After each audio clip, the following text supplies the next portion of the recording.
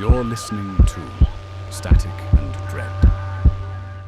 The neon open sign buzzed faintly in the front window, one letter flickering every few seconds like it was trying to give up. Outside, rain hissed against the empty highway. Inside the gas station, stale coffee and burnt roller grill hot dogs mixed together into a smell Thomas had stopped noticing months ago. He leaned against the counter with a tired slouch, scrolling mindlessly through headlines on his phone while an old country song crackled through the overhead speakers. 3 a.m. always felt strange. Not dangerous exactly. Just disconnected. Like the world outside had gone quiet while people like him kept it running.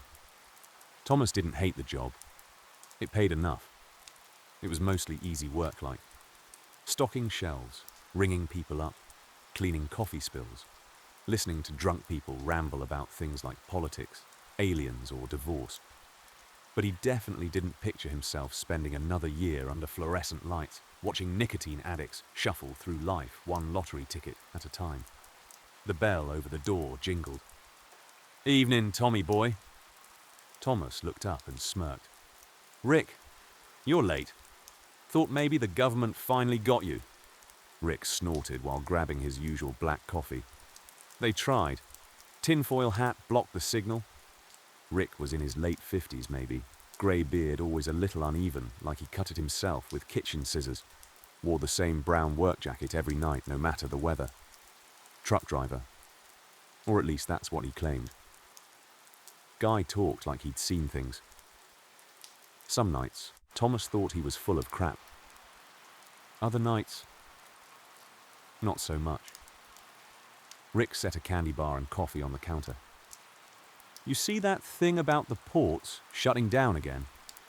Thomas shrugged while scanning the candy bar. "I saw something about delays." Rick leaned closer conspiratorially. "Supply chains don't just magically fail this often." Thomas chuckled. "Here we go." "No, seriously," Rick continued. "You ever notice every major shortage somehow makes somebody richer? That's not a conspiracy. That's just capitalism." Rick barked out a laugh loud enough to echo through the empty aisles. "That's why I like you, kid. You got just enough skepticism to survive." Thomas handed him the receipt. "And you've got just enough paranoia to entertain me at 3 a.m. Rick took a sip of coffee, then nodded toward the rain outside. "You ever think about how weird all this is, though?" "What?" "Rain." "No. Life." Rick gestured vaguely around the store. "People working nights while the rest of the world sleeps. Truckers, gas stations, factory workers, nurses. Like there's this whole hidden version of society, daytime people never see." Thomas glanced around the empty station. The humming coolers, the security monitors, the spinning hot dog rollers. "Yeah," he admitted quietly. "Feels different at night." Rick nodded slowly, like Thomas had passed some kind of test. Then the door chimed again. A skinny woman in oversized sunglasses stepped inside, despite the fact it was pitch black outside. She moved quick, grabbing an energy drink and a soda before dropping them on the counter. She pointed at her preferred brand of cheap cigarettes. "2 packs, please." She was short and right to the point, like if she was quiet enough, nobody would notice she was high as a kite. She twitched and moved anxiously. Thomas recognized her too. Every town had one. Nobody knew her name. Always came in around 2 or 3 a.m. Always nervous. Always watching the windows. "You okay tonight?" Thomas asked casually.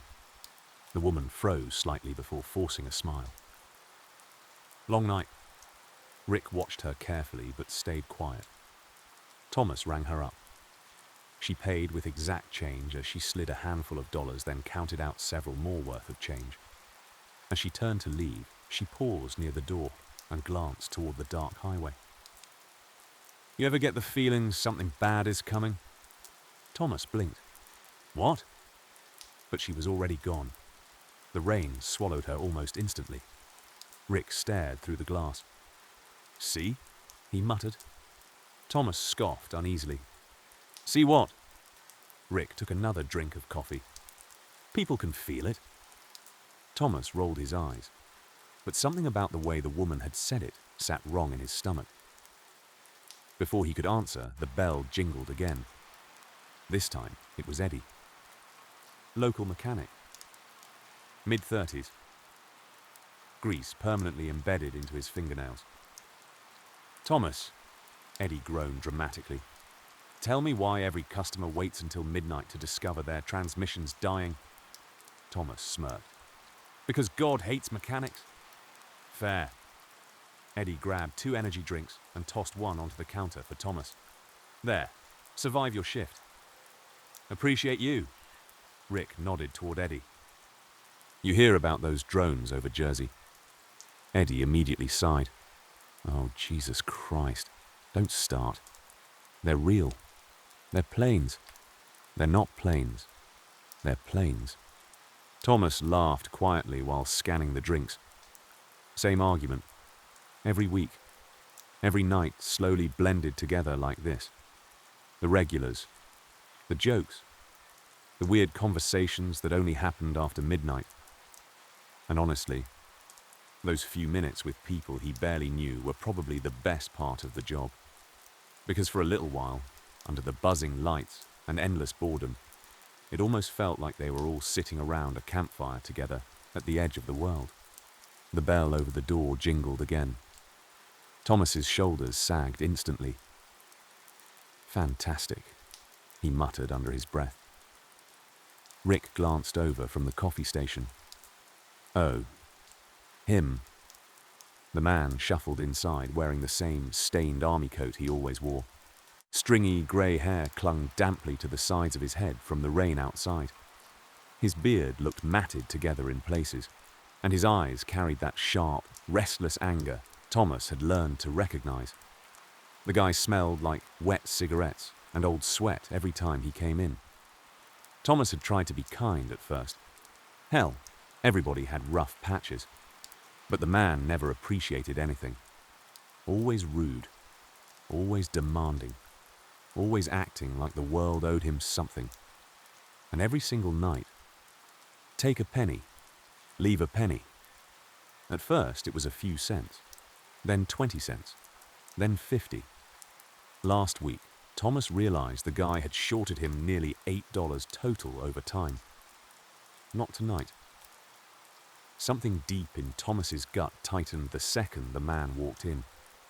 The same feeling prey animals probably got before a storm. The man grabbed beef jerky, chips, and a lighter before slamming them onto the counter. Thomas scanned the items silently. 11.26. The man dumped a pile of wrinkled bills and coins onto the counter. Thomas counted once. Then again. $10 even. The man stared at him expectantly. Thomas slowly pushed the pile back across the counter. "You're short."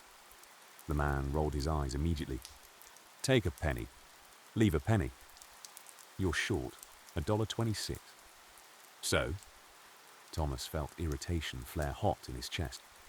"So either pay for it or leave the stuff." The air changed instantly. The man's expression darkened. "You serious right now?" Thomas nodded calmly, though his pulse had started climbing. "Yeah, I'm serious." The man leaned forward over the counter. "You gonna hassle me over $1?" Thomas crossed his arms. "You've been hassling me for weeks." Rick quietly set his coffee down nearby, but didn't speak yet. The man scoffed loudly. "Cheap bastard company. Probably makes millions." "It's not my merchandise," Thomas replied. "Not my call. You either pay for it or you leave it here."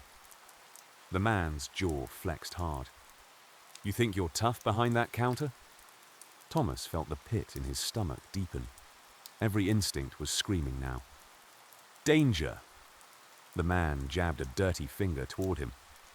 "I come in here every damn night. And every damn night you steal." That did it. The man slammed his fist against the counter hard enough to rattle the change on the counter. Rick stepped closer. "You better calm down." The man ignored him completely, eyes locked on Thomas now, with something ugly burning behind them. "I ought to come over that counter and teach your disrespectful ass some manners." Thomas took a small step backward instinctively. His heart was hammering now, but he held his ground. "You need to leave." The man smiled then, a thin, unsettling smile with no humor behind it. "Oh, I'll leave." He leaned closer, yellow teeth grinding together. "But I'm going to be taking more than a penny if you keep hassling me, boy." Silence fell across the gas station. Even the buzzing fluorescent lights suddenly seemed louder. Then Rick calmly lifted the side of his work jacket, just enough to expose the black grip of a handgun tucked into his waistband. His voice stayed relaxed. "Maybe," Rick said evenly, "you should just head on out." The man's eyes flicked down to the weapon. For the first time since walking in, uncertainty crossed his face. Not fear exactly, but calculation. Thomas noticed it immediately. The guy was deciding something.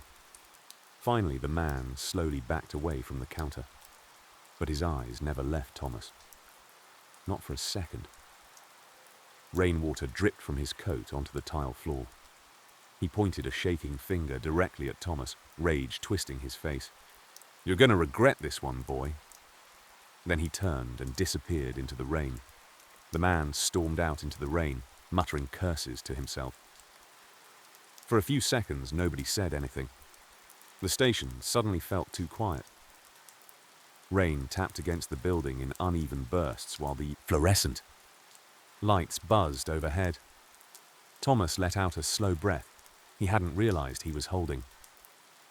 "Jesus Christ," Eddie muttered from near the coolers. "What the hell was that?"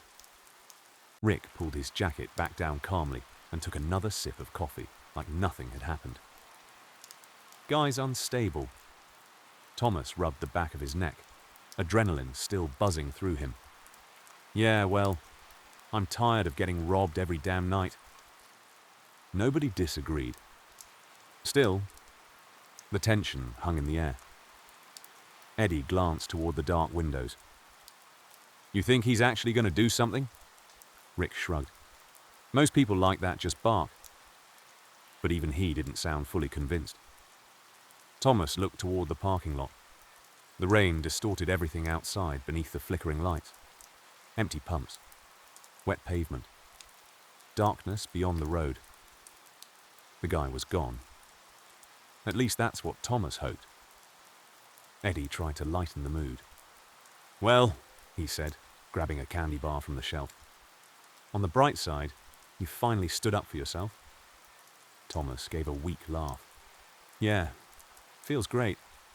Rick smirked slightly. "You did the right thing." "Maybe." Thomas glanced back toward the windows again. The pit in his stomach hadn't gone away. If anything, it felt worse now. Like the building itself knew something he didn't. Rick eventually headed out first. Before leaving, he paused near the door and looked back at Thomas. "You locked that side entrance tonight?" Thomas nodded. "Yeah."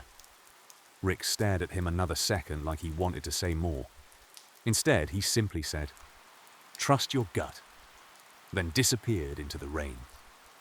Eddie lingered another 20 minutes, talking about engines and overtime, before finally leaving too.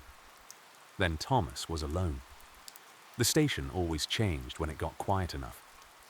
During the rushes, it felt like a business. After 3 in the morning, it felt like something else. The fluorescent lights hummed overhead with that faint electrical buzz you normally tuned out until silence made it impossible not to hear. Coolers rattled softly. Rainwater tapped against the windows. Thomas walked the aisles pretending to straighten products while trying to shake the unease crawling around in his chest. "You're being paranoid," he muttered to himself. But he still checked the locks twice. At 3:17 a.m., the power flickered.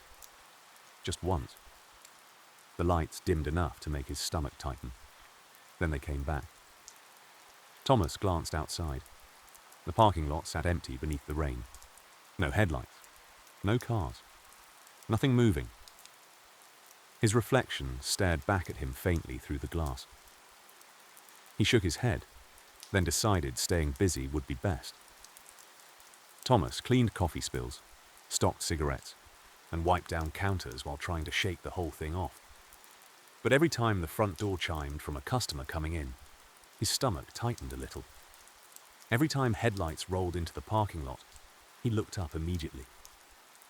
He hated that feeling. That alertness. Like his body had already decided something bad was eventually coming through those doors.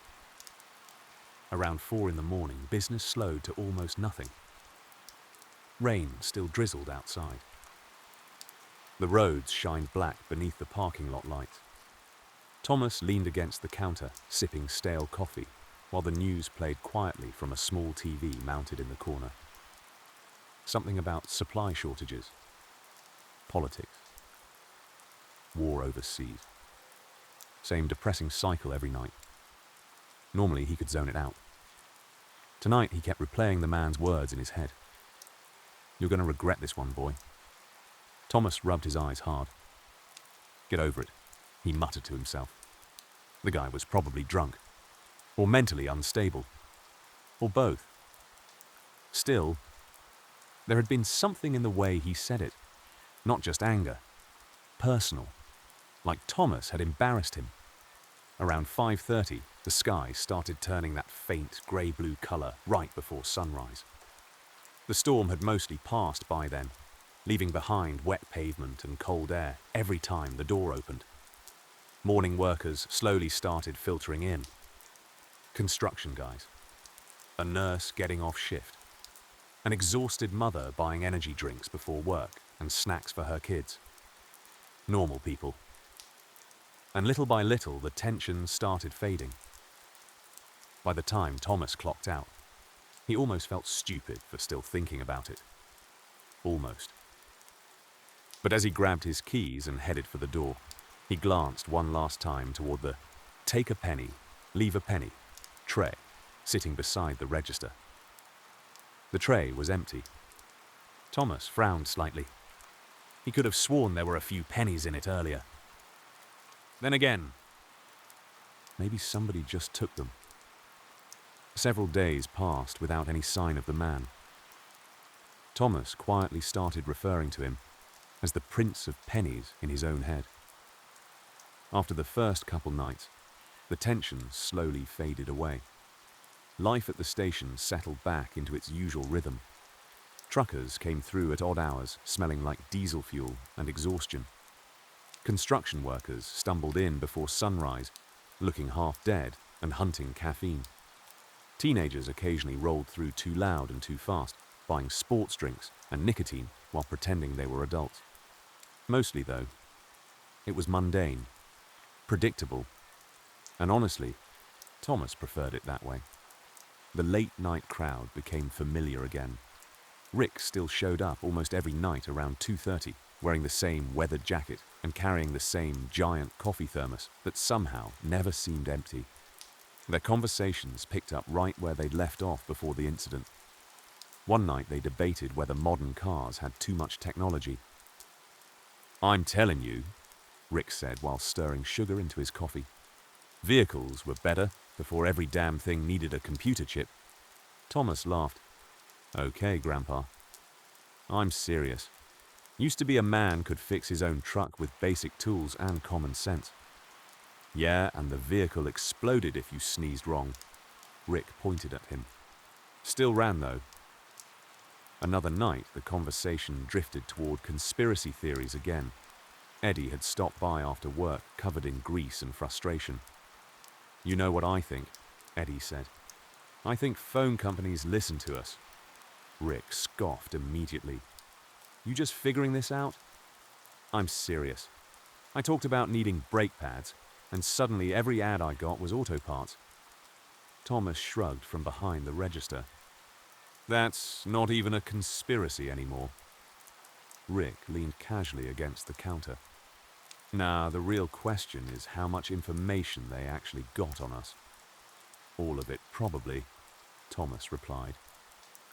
Eddie grabbed his chips. Well, if some government agent is listening right now, my boss can kiss my ass. Thomas laughed hard enough he nearly spilled coffee. That was the thing about nights there.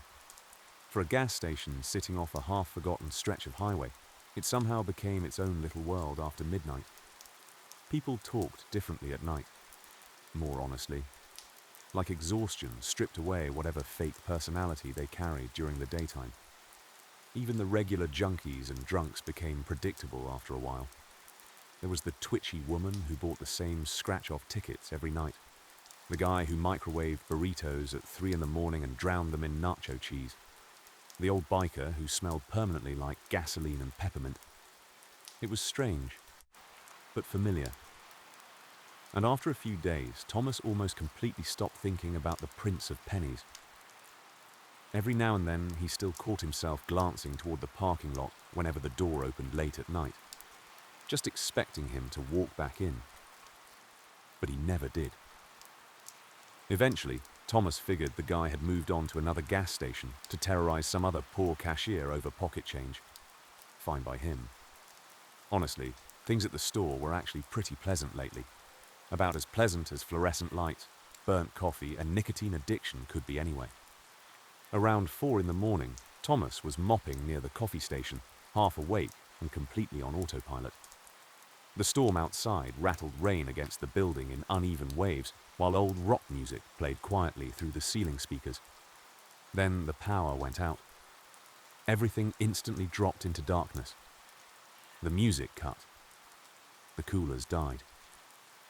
Even the constant fluorescent buzzing vanished.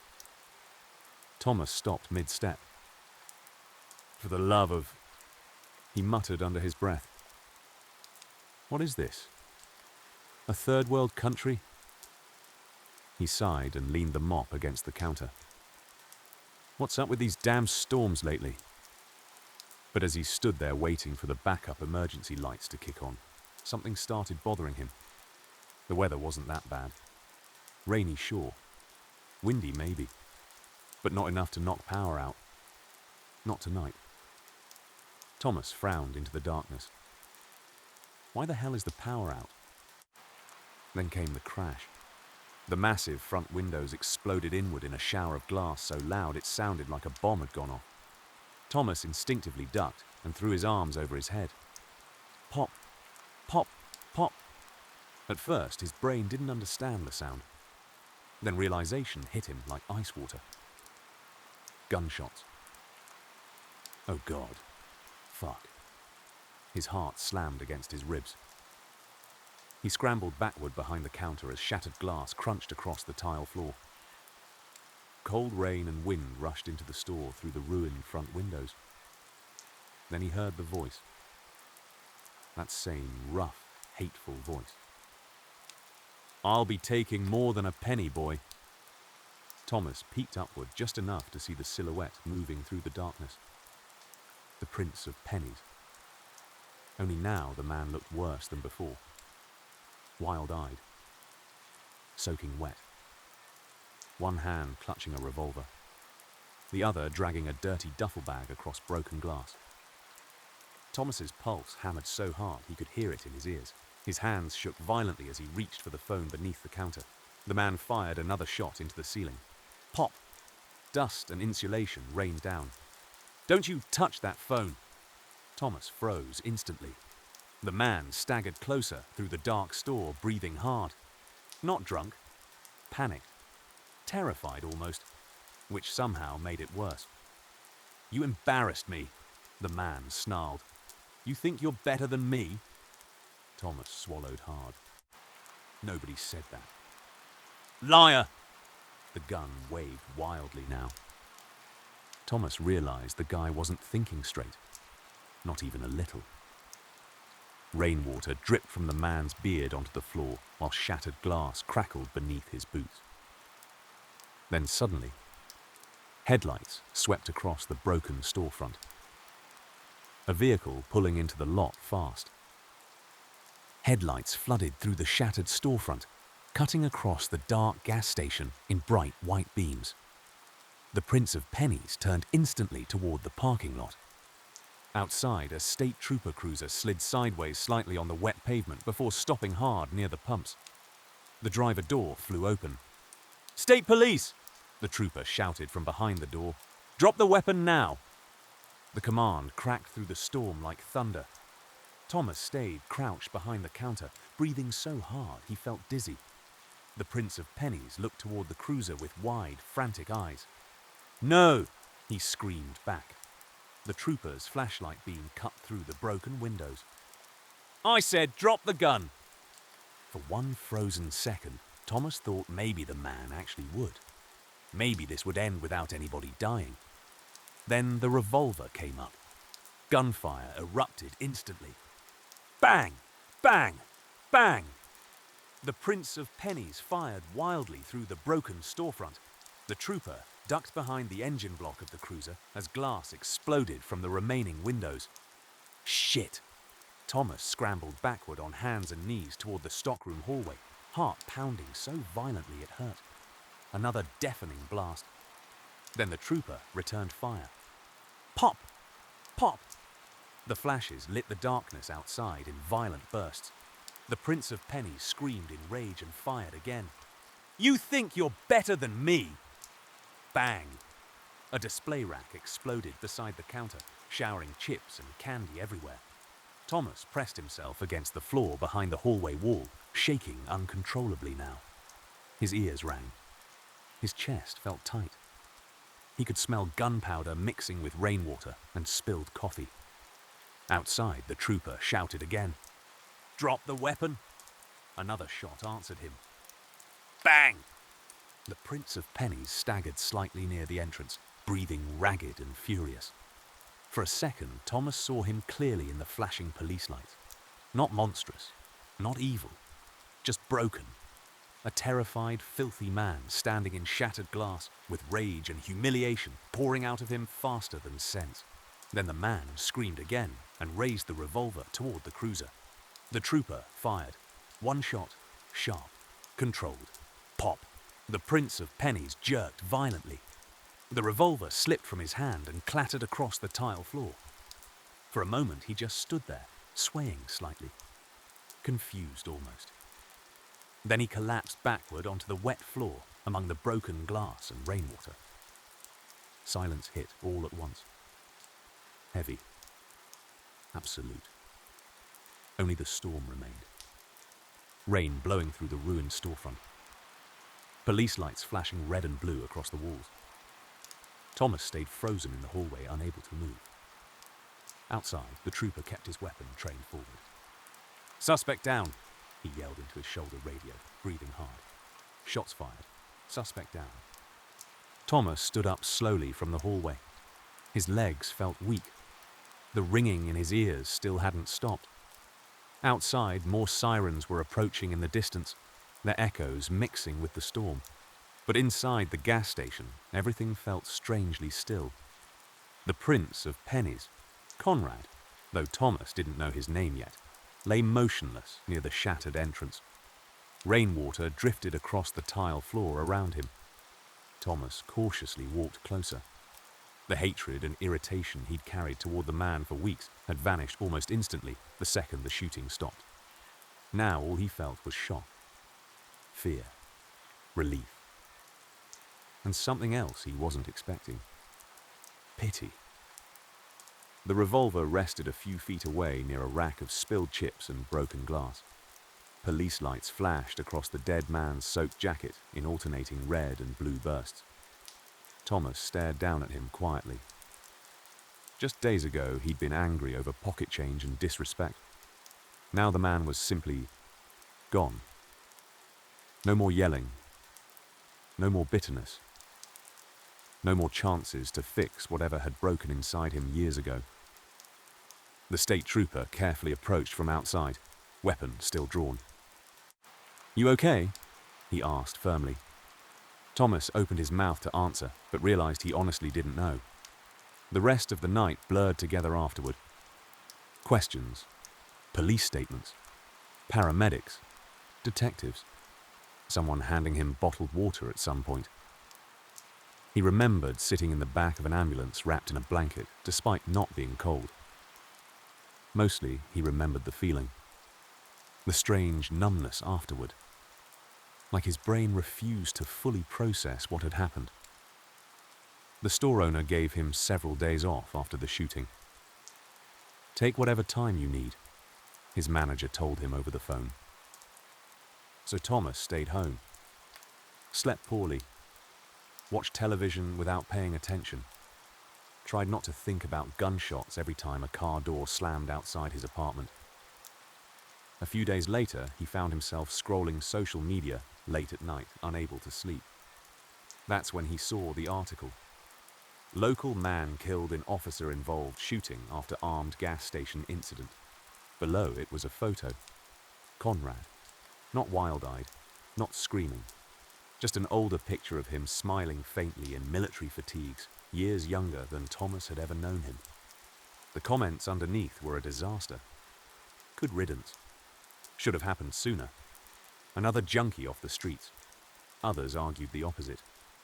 Police violence is out of control. Bet there's more to the story. Cops always escalate everything. People screaming at each other who knew absolutely nothing about what happened inside that gas station. Thomas kept scrolling silently. Then one comment caught his attention. A woman. Same last name. Probably family. The comment was long. Painfully honest. She explained Conrad had once been a respected soldier who served multiple tours in the Middle East. He'd been wounded overseas and lost several close friends during combat. According to her, he came home completely different. Nightmares, drugs, alcohol, anger, eventually paranoia. He pushed everyone away little by little until nobody could reach him anymore. The final line hit Thomas hardest. He wasn't always this way. Before the war, he was one of the kindest men I knew. Thomas stared at the screen for a long time afterward. He thought about the soaked, angry man screaming in the gas station. Then the younger, smiling soldier in the photograph. Two completely different people. Or maybe not. For the first time since the shooting, Thomas genuinely felt sick to his stomach. Not because Conrad attacked him, not because the man terrified him, but because somewhere along the way, a human being had slowly fallen apart right in front of the world while everyone, including Thomas, only saw the ugliest pieces left behind. After several days off, Thomas finally returned to work. But things weren't the same. The station looked the same. Same buzzing fluorescent lights. Same smell of burnt coffee and cleaning chemicals. Same regulars drifting in and out through the night. But something underneath it all had changed. People looked at him differently now. Not fear exactly. Pity. Carefulness. Like everyone was afraid to say the wrong thing around him. Rick still came in most nights, but even their conversations felt off now. There were longer pauses, more silence, less joking. "You holding up all right?" Rick asked one night while stirring sugar into his coffee. Thomas shrugged automatically. "Yeah, I'm good." But they both knew that wasn't true. Even Eddie acted different. The mechanic stopped by one evening and awkwardly handed Thomas a breakfast sandwich without saying much. Besides, "Figured you probably weren't eating." Everybody meant well. That almost made it worse. The gas station no longer felt like the weird little nighttime world Thomas used to enjoy. Now it felt like the place where a man died. Everywhere he looked, he remembered pieces of that night. The shattered front windows had been replaced, but Thomas still caught himself staring at the glass, sometimes expecting it to explode inward again. Every loud sound made him flinch slightly. Every angry customer tightened something deep in his chest. And honestly, he knew he couldn't stay there forever. Maybe it was time for another job. Another town, maybe. Somewhere that didn't smell like gunpowder every time it rained. One night around 3:30, Thomas was mopping near the registers while half listening to the hum of the coolers behind him. The station was empty. Outside, rain lightly misted across the parking lot. Clink. Thomas stopped mopping. The sound was small, metal against countertop. He slowly looked toward the register. A single penny sat beside the take a penny, leave a penny tray. Thomas frowned. He walked over and stared at it. For some reason, the sight made cold unease creep through him instantly. He picked the penny up slowly and looked around the empty store. Nobody there. The front doors hadn't opened. No customers. Nothing. Thomas swallowed hard. No, he muttered quietly to himself. No way. He rubbed tired hands over his face. You're exhausted. That's all this is. Stress. Trauma. Your brain's messed up right now. Maybe he'd set the penny there himself earlier without thinking. Maybe one of the earlier customers left it. There were rational explanations. There had to be. Still unsettled, Thomas headed toward the employee bathroom in the back hallway. His skin felt clammy now. He turned on the sink and splashed hot water against his face. Steam slowly filled the small bathroom while he gripped the edges of the sink, breathing hard. Get yourself together, he muttered at his reflection. The lights suddenly shut off. Thomas froze instantly. Darkness swallowed the room. Not this again. The power flickered once, twice, then snapped back on. The bathroom hummed to life again. Thomas slowly looked up toward the mirror. At first, he didn't understand what he was seeing. Then his stomach dropped. Written clearly through the steam across the dusty mirror were two words. Take a penny. Thomas stumbled backwards so hard he slammed into the bathroom wall behind him. The sink water still ran. The fluorescent lights buzzed overhead. And in the mirror, the writing slowly began fading away.